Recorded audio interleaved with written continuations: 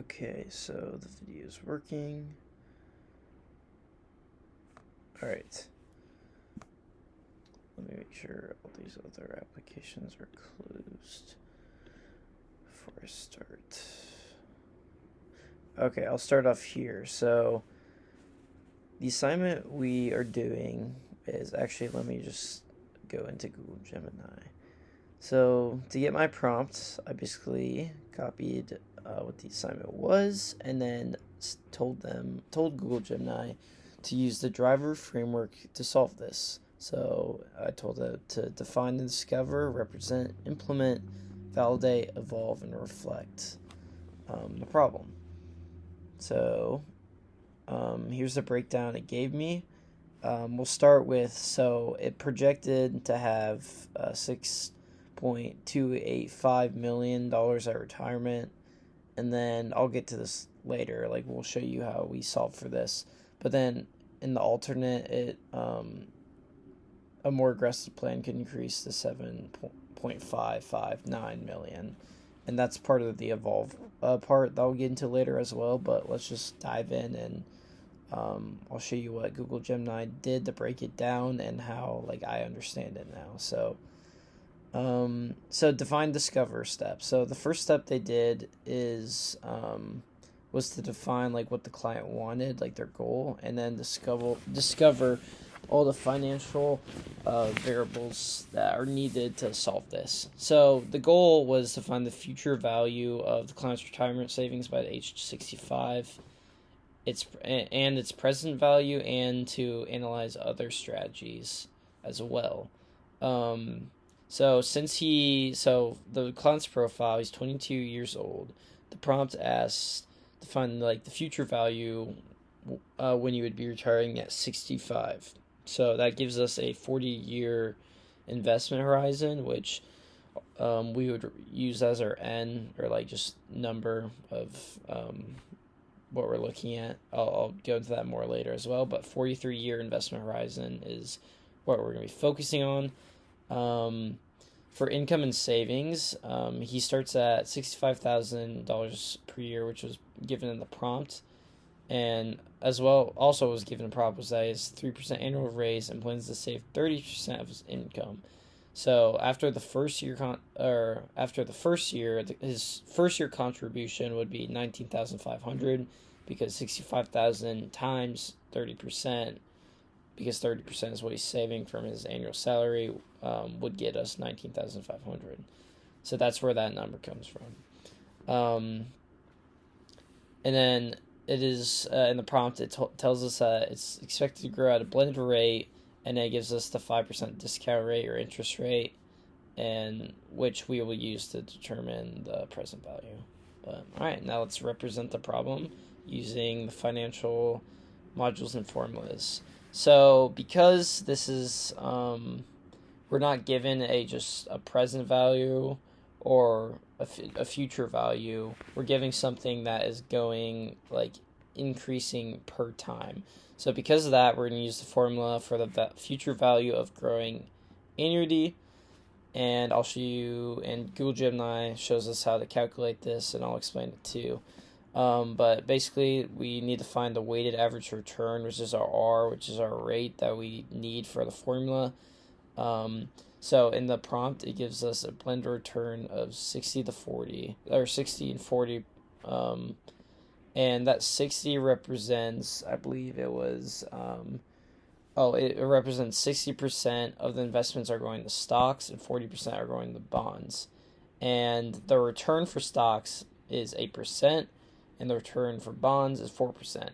So that's where they're getting these numbers from.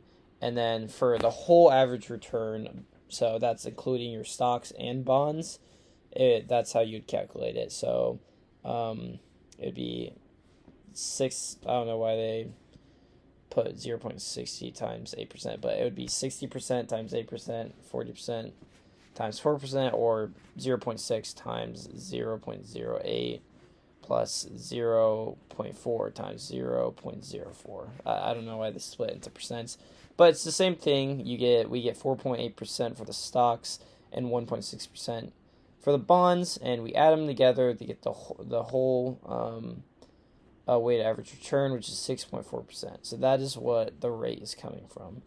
So we showed you how to do the first contribution earlier. That's the money we're saving after the first year, because our salary is, what was the starting salary? It was 65,000. So 65,000 times 30% is where we got that number to be the first contribution. Number of years, I talked about this a little earlier, but it would be 43, because it's you're starting at 22, and his goal is to retire at 65. So it would just be 65 minus 22, which gets the 43. Rate of return, I just went over how to calculate it. The growth rate, 3%, and the discount rate, 5%, are given to us in the prompt. Let me see where they're given. So the discount rate, which I mentioned, is also the interest rate, would be 5%. You can see here, and then his salary is to increase by 3% per year, which represents the growth rate, because it's growing per year, so by 3%. But so then define this, define the future value and also the present value, and we'll be doing a future value for an extra 1,000, which was given us by the prop. But anyways, these are the formulas we're going to use. So future value equals the first contribution times 1 plus the rate of return to the number of years minus 1 plus the growth rate to the number of years divided by the rate of return subtracted by the growth rate. So that's the future value formula. Present value is just the future value, which we'll calculate first, divided by 1 plus I to the n. So I is just a repeating number per contribution per year. That makes sense.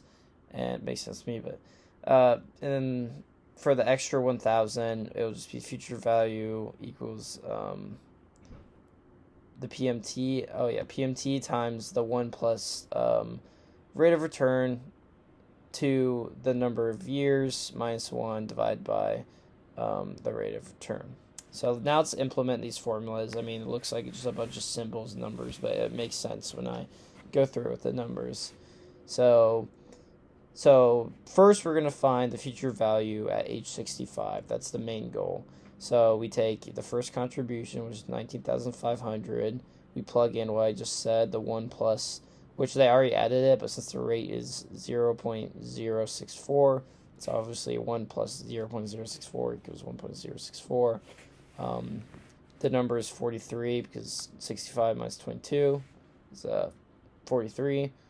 And then what do we use? And the growth rate is 1 plus the growth rate, so 1.03. And then the bottom is the rate, so 0.64 minus 0.03. And once we calculate all this, which they did for us, we get around nearly 6.3 million, but it's 6.285825 million.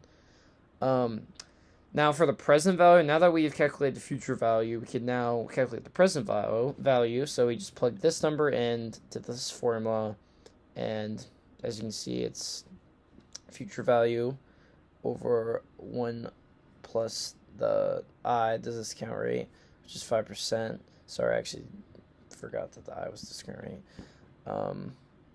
And then we get 771,363, which that is just showing us the purchasing value or power of what the money would be in today's dollars. So now we're going to the fourth, which is validate in the driver framework. So the numbers are large, but like it says, it is expected giving a high savings rate over a 43-year period with the power of compounding. So the future value is obviously going to be significantly larger than present value, but that makes sense because money in the future is worth less than the money today, which is what we've been going over in class and what you've been teaching us. So that all validates together. And yeah, the calculations are just mathematically sound. I mean, it just makes sense. all put together. So let me just check on my time here. Got it. So now that we've solved it, so this is what we got later. We're projected to have of around $6.3 million at retirement. So we've answered the questions.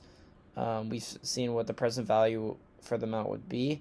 And now we're going to go into the alternative plan. So the alternative plan would be an 80-20 allocation.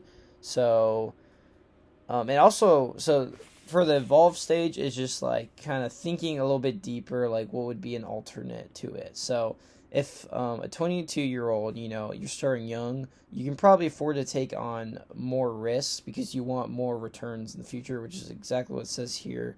So that's why they decided to go with the 80-20 allocation. And then his 43-year time horizon is long enough to recover from any market downturns. And 80% stock and 20% bond allocation is more appropriate for his age. So basically, it does the same calculations that we were just doing. So it just replaces the set of, 60-40. Oh, where was it? Yeah, instead of 60-40, it's 80-20. So you plug in the rates too. Sorry, I scrolled over it. And this time we get a weighted average return of 7.2%. And then we just plug in the same formula with the same, first contribution.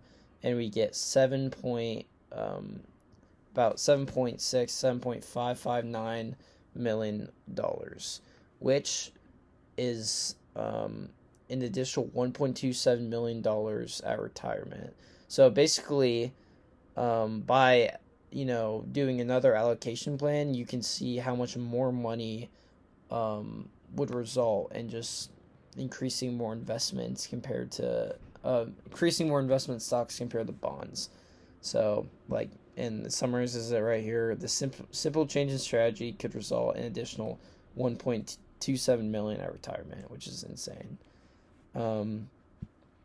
We also need to answer what the impact of saving an extra $1,000 annually would be, which is easy, because we just need to calculate the future value of this additional constant stream of money and add it to the original projection. So again, we use future value formula 1,000 times 1.064. I already went over what those numbers are, but you'd get 211,640, and then like it says, you need to add it to the initial plan plus the extra savings, which would make it at $6,497,465. So, and then it makes sense because if you're saving an extra $1,000 annually, it's going to build up, especially over 43 years, to $211,640. So yes, so then we'd bring it from, instead of around 6.3 million to around 6.5 million. Now let's just reflect on everything we went over. So and also, I like how Google Gemini gives us the lessons from it. So it says time is the most valuable asset. The 43-year horizon is the single most power factor in this plan, allowing compound growth to do its worth. And starting early is critical. This is a real life example of that working, but also it's I've heard that from other professors and experts, and my dad, who's big into investing, that you need to start early because, you can see here, you can grow your money today into so much more in the future. So, asset allocation drives outcomes. So, from the shift from a 60-40 to an 80-20 portfolio demonstrates that long-term returns are highly sensitive to an asset allocation. So, as you can see, once we increased it slightly, the average annual return creates lost track of that. But so a slight increase in the average annual return creates a massive difference in the final value, which we got that slight increase in the average annual return because we shifted from 60-40 to 80-20. So more investing in the stock side of it would give us more of a greater return, is what this is showing us. And then lastly, small consistent habits matter. Saving an extra $1,000 per year, which would be just $83 per month, adds over 211,000 to the final nest egg amount. Not sure what nest egg means, but I get what they're saying, the final amount. And that highlights just that small disciplined actions have a huge impact over the long term. So yeah, so this is the whole framework. I hope I made sense walking through it. It made sense to me. I could see the formulas they use, the calculations, the validation, made sense of stuff we've been learning in this class. And yeah, it's just simple as putting the prompt in Gemini and asking them to drive a framework. So thanks for listening. Bye.